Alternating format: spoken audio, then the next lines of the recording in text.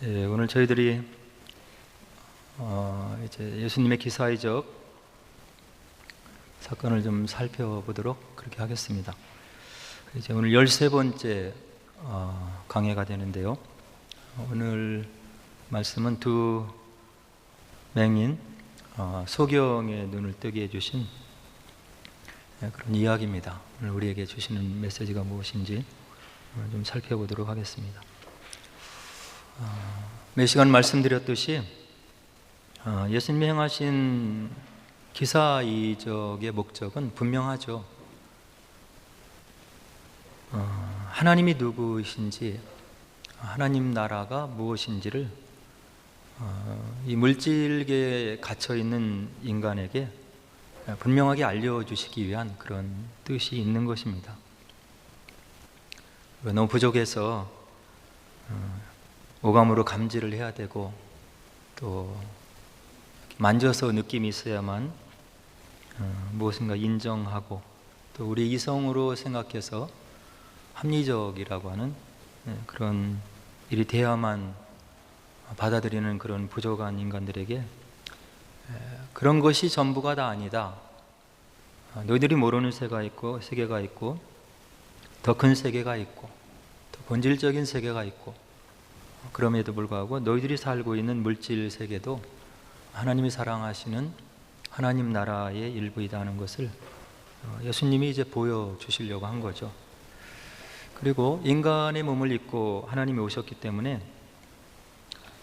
이 전년 전에 주변의 사람들이 오신 예수님을 알아보지 못하는 거예요.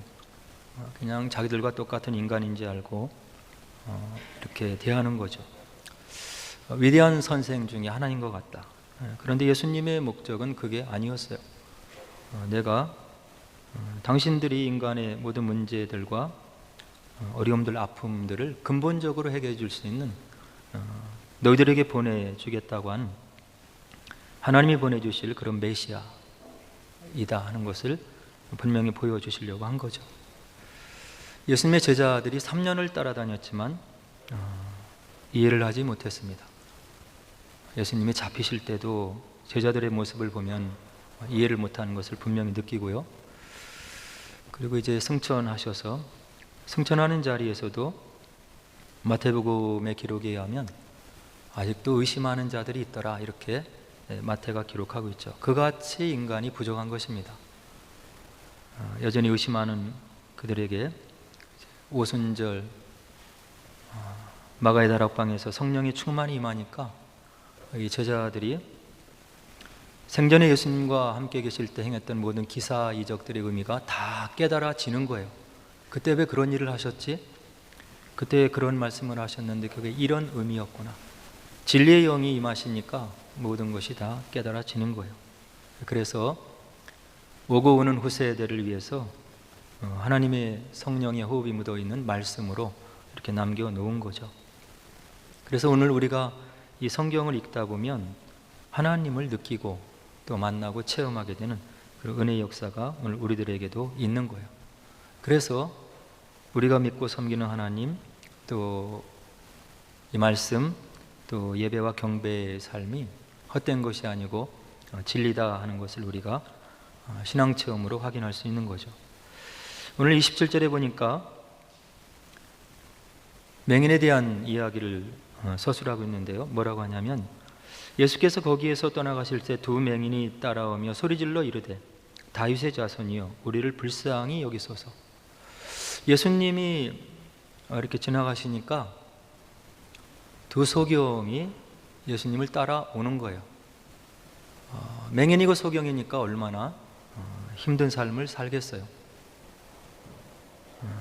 그 불편함을 이루 말할 수 없다고 하는 것을 우리가 능히 짐작할 수 있는 거죠.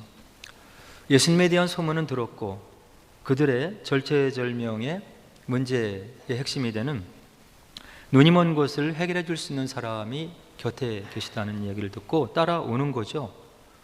따라오는 것으로 그치는 것이 아니고 오늘 마태는 뭐라고 하냐면 소리를 질러서 이르렀더라, 이렇게 얘기를 해요. 소리 질러 이르되, 자기가 처한 문제가 절박하다는 거예요. 소리를 지르면 평상시에는 그렇게 생각할 수 있잖아요. 창피하고, 내가 이와 같이 기괴한 일을 행동을 하면 나를 정신병 환자로 취급할 것 같고, 뭐 이런 생각을 상식적으로 할 수 있잖아요. 근데 이 두 맹인에게는 그런 것이 다 고려해야 할 가치가 없는 거죠. 내가 가지고 있는 절체절명의 문제를 해결하는 것이 중요한 것이지, 주변의 사람들이 뭐라고 생각하든 어떤 생각을 하든 그거는 개의치 않고, 문제 해결자가 되실 수 있는 이분에게 내가 나의 문제를 아뢰겠다고 하는 간절한 마음이 있는 거예요. 그래서 아랑곳하지 않고 소리를 질러서 예수님을 깨우시는 겁니다. 기도가 이런 거예요. 우리 여러 번 나눴잖아요. 우리 인생에 닥치는 문제, 어려움들, 역경들, 예수님을 믿는다고 해서 어려움이 없는 것이 아니고, 장미꽃 대로가 아니고, 오히려 어떤 경우는 문제가 더 꼬이기도 하고 힘들어지기도 하고 절박해지기도 하는 것, 하나님이 우리를 하나님 전으로 부르시기 위한 메가폰으로서의 역경과 고난임을 우리가 여러 번 이렇게 이야기를 나눴습니다. 오늘 두 맹인, 두 소기영이 주변을 아랑곳하지 않고 소리를 질러서 예수님께 나아갈 수 있었던 것은 그들의 문제가 아주 절실했고, 예수님이 아니면 이 문제를 해결하실 수 없다고 하는 그런 마음에 확신이 있었기 때문에 이런 기도의 모습이 나올 수 있는 거죠. 오늘 우리에게 어떤 문제, 어떤 상황, 또 어떤 마음의 아픔이 있습니까? 우리 주님께서 해답이 되시는 거예요. 사람의 마음의 중심을 꿰뚫어 아시는 그 하나님께 우리의 문제를 아뢰드리고 그분으로부터 오는 해결책을 기대하는 게 기도의 본 모습임을 오늘 두 맹인이 우리들에게 보여주고 있는 거예요. 이 두 맹인은 이와 같이 간절하게 소리를 질러 외치는데 뭐라고 외치냐면 다윗의 자손이여, 이런 이야기를 하고 있습니다. 지금 지나가고 있는 분이 누구인지를, 비록 맹인이었지만 약속의 자손이었고 유대민족의 후손이었기 때문에 이 지나가는 사람이 누구인지를 알고 있는 거예요.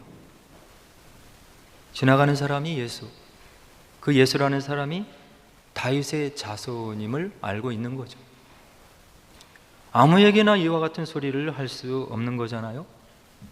다윗의 자손, 다윗의 후손으로 오시는 하나님께서 우리의 문제를 근본적으로 해결하기 위해서 약속의 말씀으로 하신 그 메시아가 지나간다고 하는 것을 두 맹인이 깨닫고 주변을 아랑곳하지 않고 예수님을 부르는데 다윗의 자손이여, 이렇게 부르고 있는 거예요. 우리의 기도가 허공을 치면 안 되는 것입니다. 우상을 섬기는 것 같이 사람이 우상을 자기의 손으로 만들어 놓고 자기의 손을 투영해서 그 우상이 무엇을 해결해 주기를 원하는 그런 종교가 아니고, 우리를 찾아오시고 그분의 이름을 걸고 우리를 위해서 축복을 약속하신 그 하나님, 그 하나님의 아들 메시아, 하나님이기 때문에, 메시아이기 때문에 나의 문제를 해결해 줄 수 있는, 나를 창조하시고 세계를 운행하시는 그분임을 분명히 말씀 가운데 깨닫고 이 유대민족의 한 사람이었던 두 맹인은 그 기도의 대상을 분명히 지목해서 알고 있는 거예요. 다윗의 후손으로 오신 예수, 하나님께서 약속하신 다윗의 후손 메시아로 오시는 그 예수라고 하면 내 문제를 근본적으로 해결해 줄 수 있다고 하는 분명한 말씀을 토대로 한 기도의 대상자를 알고 있었던 거죠. 이게 저희들에게 필요한 겁니다. 사람을 의지하지 말라, 권위자들을 의지하지 말라. 그들은 도울 힘이 없고 그리고 돕더라도 한계가 있고, 그러나 회전하는 그림자도 없는 그 하나님을 너희가 마음속으로 받아들이고 너희의 문제를 그에게 알리도록 하라. 나를 찾으라. 나에게 너희 문제를 가지고 와서 아뢰면 내가 그것을 듣고 내가 살아있고 내가 너의 진정한 도움자 되는 것을 내가 나타내 보여주리라고 하나님이 약속하신 그 하나님께 우리가 기도로 나가야 된다고 하는 이야기죠. 그래서 우리가 우상을 섬기는 이 땅에 있는 수많은 종교들과 우리 기독교는 그렇게 차이가 있는 거예요. 오늘 두 소경은 기도의 대상자를 분명히 알고 있었다고 하는 이야기죠. 이렇게 예수님이 누구인지를 알고 간절한 기도로 나오는 이 두 맹인에게 예수님께서 뭐라고 하시냐면, 예수께서 집에 들어가심에 맹인들이 그에게 나오거늘 예수께서 이르시되 내가 능히 이 일을 할 줄 믿느냐. 자기 앞에 문제를 가지고 나온 두 맹인에게 예수님께서 물어보시는 거예요. 내가 이 일을 능히 할 줄 믿느냐. 너희들의 문제인, 너희들의 절체절명의 문제인 이 소경의 문제, 앞을 보지 못하는 문제를 내가 능히 너희들을 위해서 해결해 줄 것을 믿느냐고 예수님께서 물으시는 거예요. 그 맹인은 대답을 합니다. 주여, 그러하오이다. 주께서 메시아이시고 다윗의 후손이시고 지금까지 나에게 전해 들려온 이 소문으로 내가 생각하건대 주께서 능히 내 문제를, 내 인생의 절체절명의 문제를 해결해 주실 그런 하나님 메시아 되심을 내가 믿습니다라고 예수를 따라온 두 맹인이 이야기를 해주고 있는 거예요. 예수님께서 내가 능히 이 일을 할 줄을 믿느냐라고 물으신 것은 무슨 의미냐면, 내가 이렇게 마음 아파하고는 문제, 내가 이렇게 힘들어하고는 문제를 해결해 줄 수 있는 사람이 바로 나임을 내가 믿느냐. 그리고 이 문제를 하나님이 너에게 보내신 메시아인 나를 통해서 해결해 줄 것을 믿느냐라고 물으시는 거죠. 그리고 너에게 이토록 절박하게 느껴지는 기도를 들어줄 그 하나님이 바로 나임을 믿느냐고 예수님이 물어보시는 거예요. 이런 물음에 대해서 두 맹인은 믿음으로 답변을 하고 있는 거예요. 주여, 그러하오이다.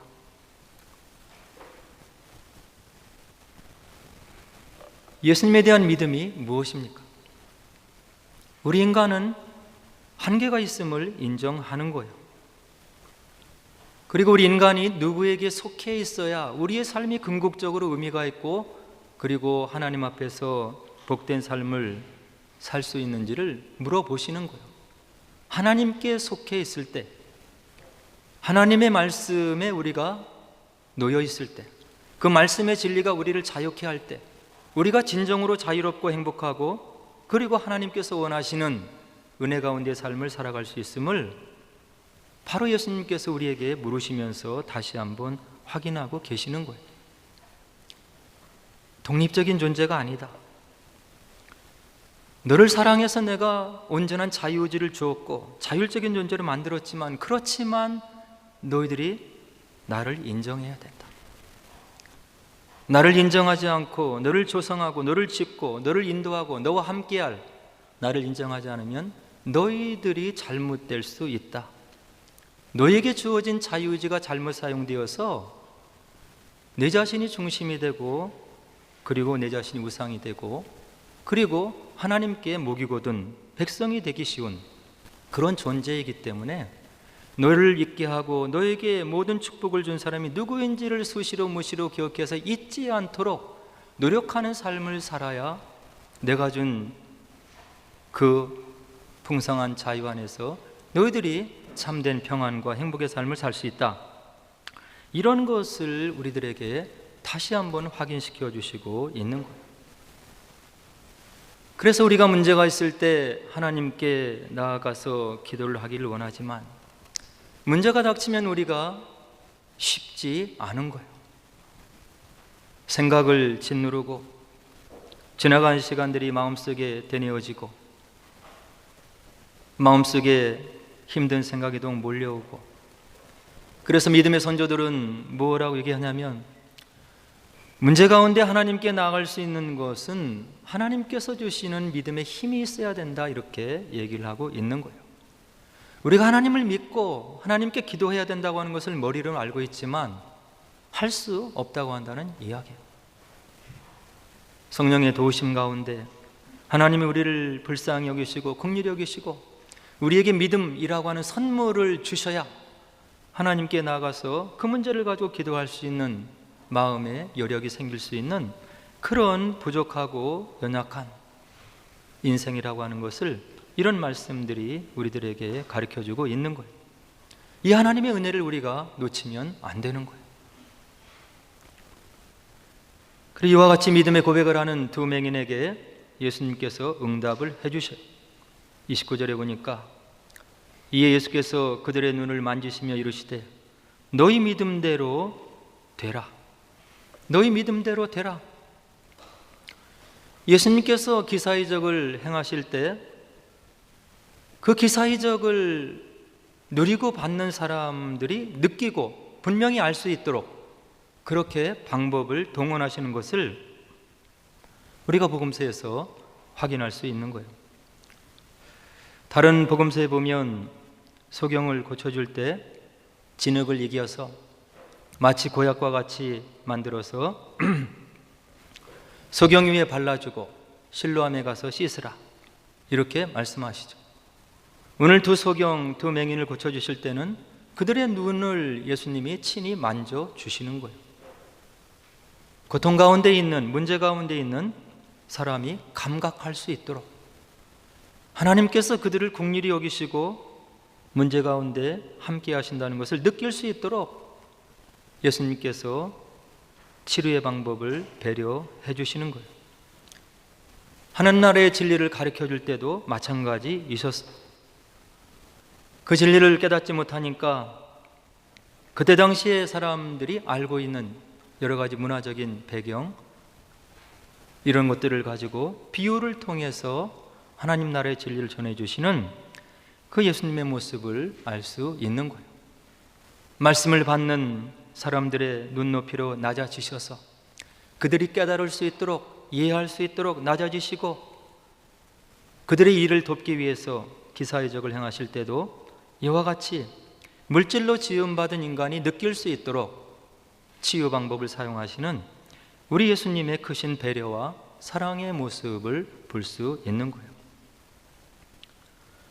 이와 같이 눈을 만지시면서 예수님의 치료를 선포하시자 30절에 두 맹인의 기도의 응답의 결과가 나오는데 어떻게 나오냐면 그 눈들이 밝아진지라 예수께서 엄히 경고하시고 삼가 아무에게도 알리지 말라 하셨다. 믿음을 물으시고 믿음을 고백한 그 맹인들의 절체절명의 문제가 예수님의 도우심과 은혜와 섭리 그리고 사랑 가운데 응답으로 임하는 거예요. 하나님의 살아계심을, 예수님이 누구인지를, 메시아임을, 그리고 하나님이심을, 그 두 맹인을 누구보다 끔찍이 사랑하시는 하나님이심을 그들이 느낄 수 있도록, 그들의 고백이 마음으로부터 나올 수 있도록 그들의 소원의 기도를 응답해 주시는 예수님의 모습을 볼 수 있는 거죠.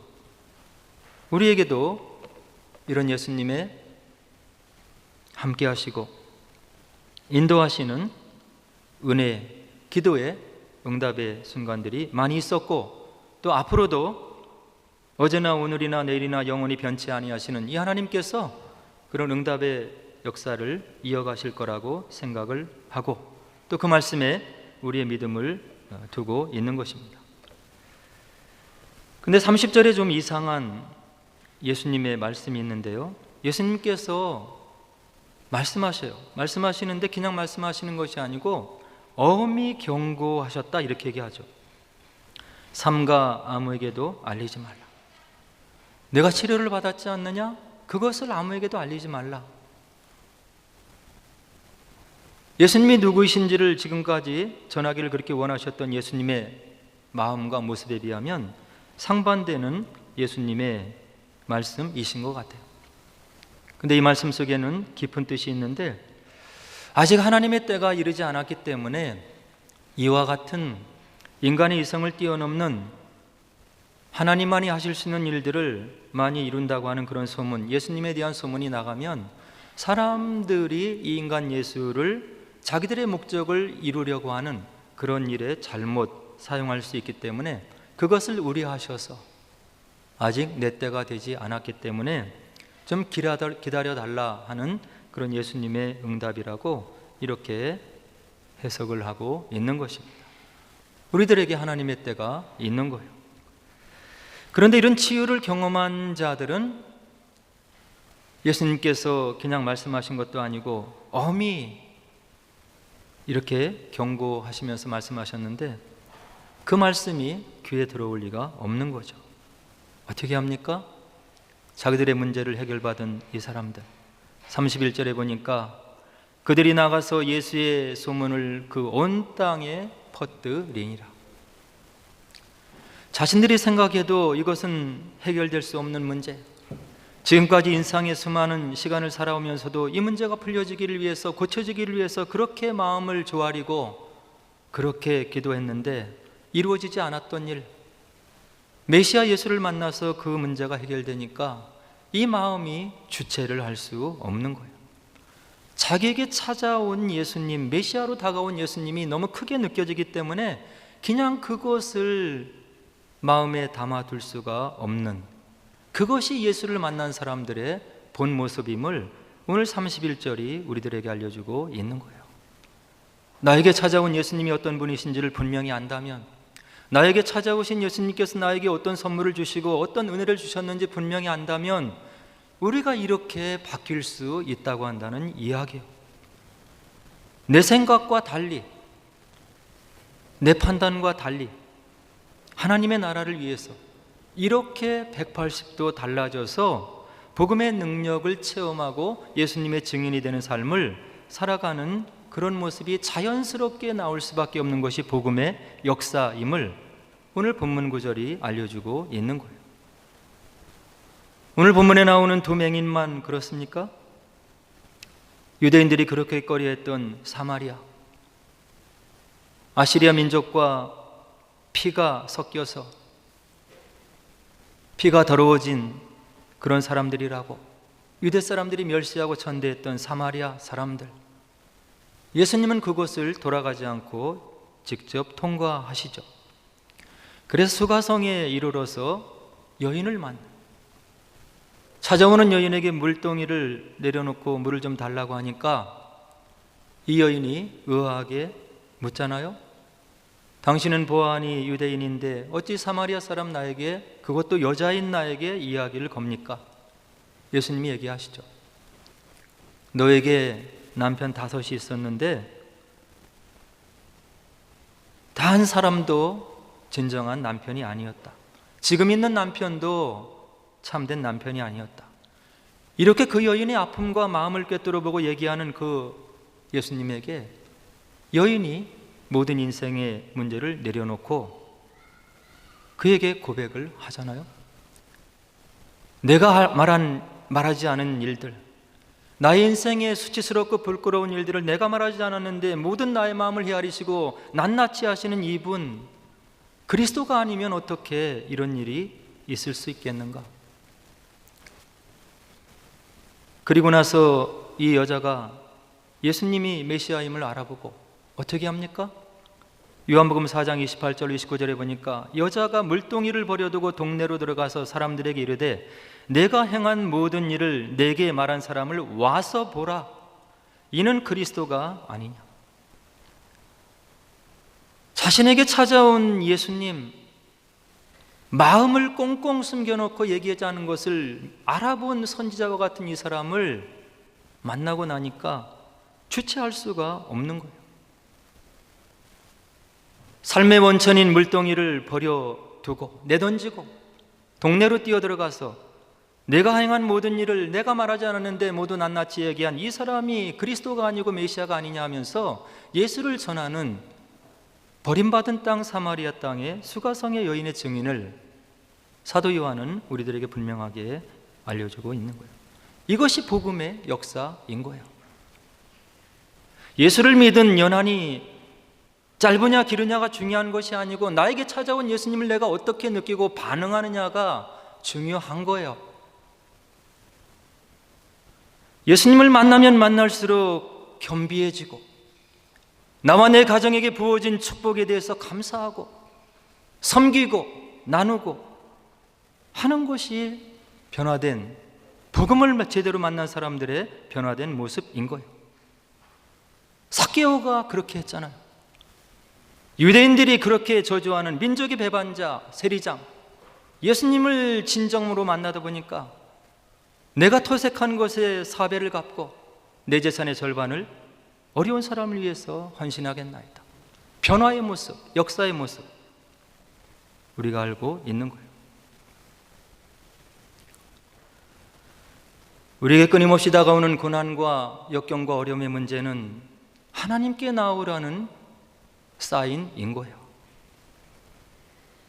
그 일들을 통해서 주님과 더 깊은 교제를 나누기를 원하고, 내가 너에게 참된 주인이 되고 메시아 되고 하나님 되심을 느끼고 깨닫고 더 힘내서 주의 귀한 사역에 동역의 길을 걸어가라고, 그런 문제를 우리에게 주시고 있는 거예요.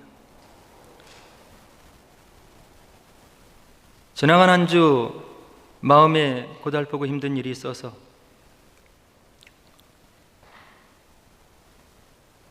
파일을 열어서 지난 시간 우리 교회를 운영하기 위해서 어떤 운영원의 기록들이 있는지를 이렇게 살펴봤어요. 2020년도 1월 운영위원회 기록을 보니까 여전도의 기도회를 교회에서 하지 말고 각자 집에서 하도록 하라 라는 이야기를 운영위원회에서 이렇게 했던 기록이 남아 있었어요. 리자하님교회를 담임하기 위해서 올 때 목사님이 15년 목회 사역을 하다가 건강이 악화되어서 사역을 더 이어나갈 수 없다 하는 소식을 듣고 목양의 바톤을 받아서 이곳으로 오게 되었습니다. 하나님 살아계시니까 하나님께 중심과 포커스를 맞추고 내가 전할 말씀의 사역, 기도의 사역, 그리고 섬김의 사역에 집중하면 무슨 그런 큰 문제가 있을까 생각하고 온 거예요. 저는 개교의 담임 목회자로서의 경험은 사실 없는 거예요.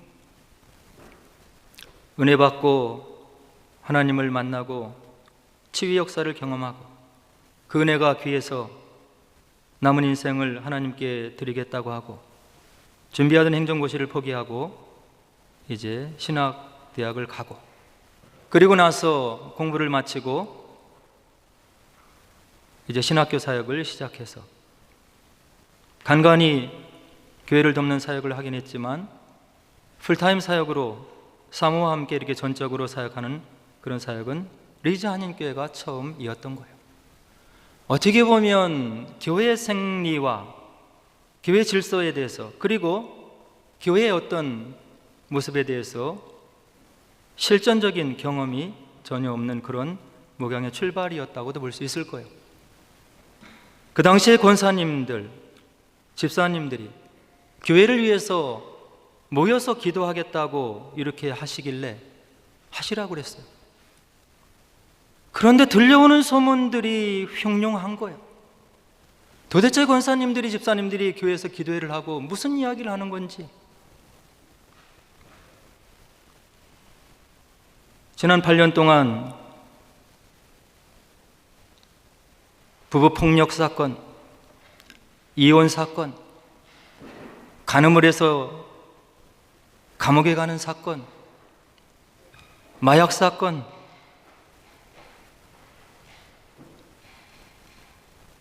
겉에서 보기에 평온한 그런 목양 사역이었던 것 같지만 저에게는, 사모에게는 기도가 끊일 날이 없는 그런 날들이었어요. 말씀과 기도와 섬김에 중심을 바치고 하나님 살아계심을 증언하면 그게 목회자로 최선 아닌가요? 기도회를 하겠다고 하는 여전도의 교회에서 기도회를 하지 말라고 제가 당부를 드릴 수밖에 없었어요. 들려오는 소문들이 하도 흉흉해서. 시간이 지나면서 연륜이신 목사님들의 조언이 생각이 나요. 할 수만 있으면 피하라. 목양사역의 현실이 무엇인지를 절실히 느끼면서 거짓과 예수님을 믿는다고 하지만 뒤에서 이루어지는 일들은 그런 것이 아닌 거고, 2020년 1월 운영위원회 기록을 보면서 이것이 목회인가 보다, 이런 결정도 있었구나.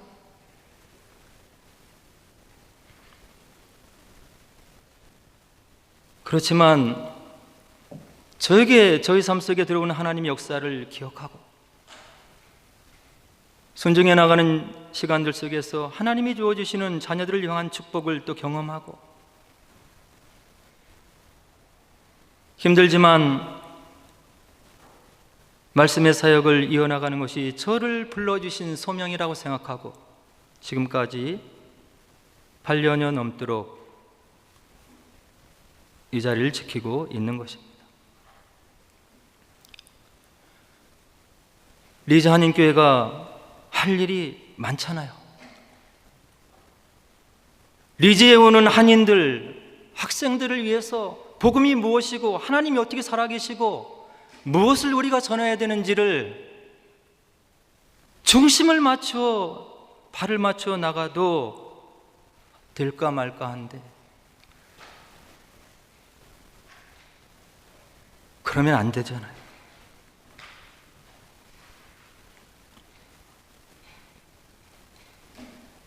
저도 마찬가지고 우리 성도 여러분들도 마찬가지인 거예요. 말씀을 통해서, 기도를 통해서 시야를 바로 놓아야 되는 거예요. 특별히 교회 리더들은 더 많은 헌신과 섬김이 필요한 거예요. 우리 교회에 찾아오는 제1의 섬김의 대상이 누구입니까? 유학생들이잖아요. 그들을 먹이고 배부르고 대접하고, 우리가 무엇을 가져가기보다 섬기고 나눠야 살아계신 하나님께서 우리의 자녀들을 책임져 주시지 않겠어요? 리더가 할 말이 있고 하지 못할 얘기가 있는 거예요.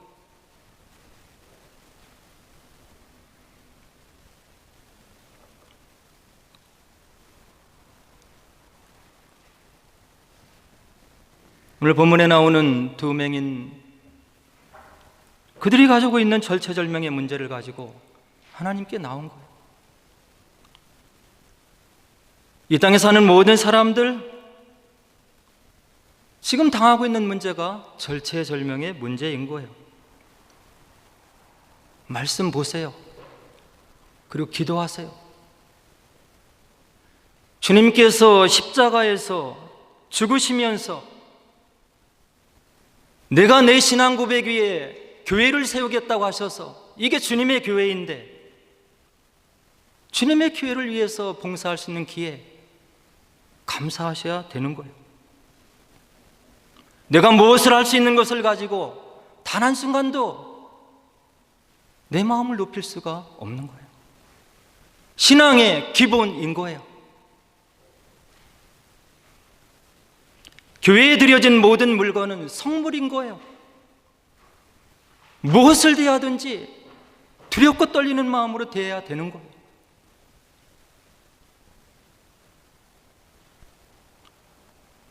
이게 어려운 말씀이 아니고 말씀의 기본이잖아요. 무엇을 하든 어떤 마음으로 하든 살아계신 하나님 앞에서 하는 것. 사람은 외모를, 조건을 보지만 하나님은 너의 중심을 보신다고 하는 불꽃 같은 그 말씀을 우리가 두려워해야 될지, 다른 것은 아무것도 없다고 한다는 이야기예요.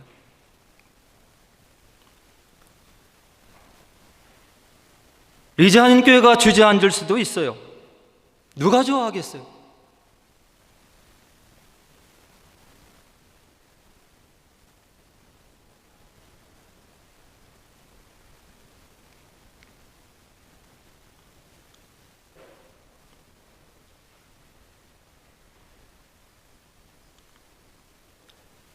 예수님을 따라가는 사람들은 예수님의 은혜를 깊이 체험한 사람들인 거예요. 주님께서 피로 값주고 사신 이 교회, 불러주신 것 은혜인 거예요. 현재 있는 곳에서 내가 가지고 있는 여건을 가지고 주님께서 나에게 우리 가정에 베풀어진 은혜를 기억하면서 겸손한 마음으로 섬기는 것이 우리가 해야 될 지극히 마땅한 일인 거예요.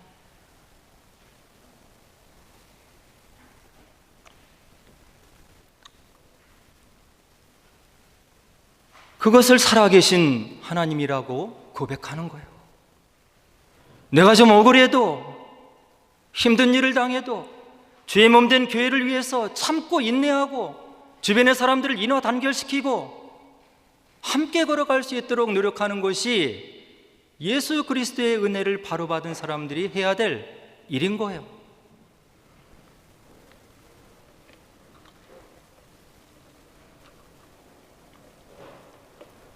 오늘 소경의 문제를 근본적으로 해결해 주셨던 예수님, 저와 여러분들의 삶 속에 또 우리 믿음의 공동체 가운데 있기를 원합니다. 삶의 진로를 바꾸고 지금까지 40년 이상 하나님의 마음에 합하도록,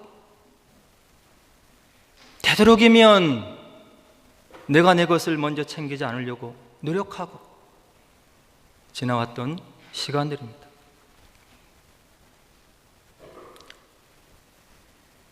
여러분들에게도 임한 하나님의 은혜가 있을 겁니다. 그 시간들 잊지 마시고 오늘의 나의 생각과 나의 판단과 나의 행위가 주의 몸 된 교회를 세우는 것인지 그렇지 못한 것인지 기도하시고 생각하셔서 여러분들에게 주어진 하나님께서 원하시는 귀한 믿음의 사역과 행진을 걸어가시는 복된 주의 제자들, 하나님 백성들의 삶이 되기를 주의 이름으로 축원합니다. 기도하겠습니다.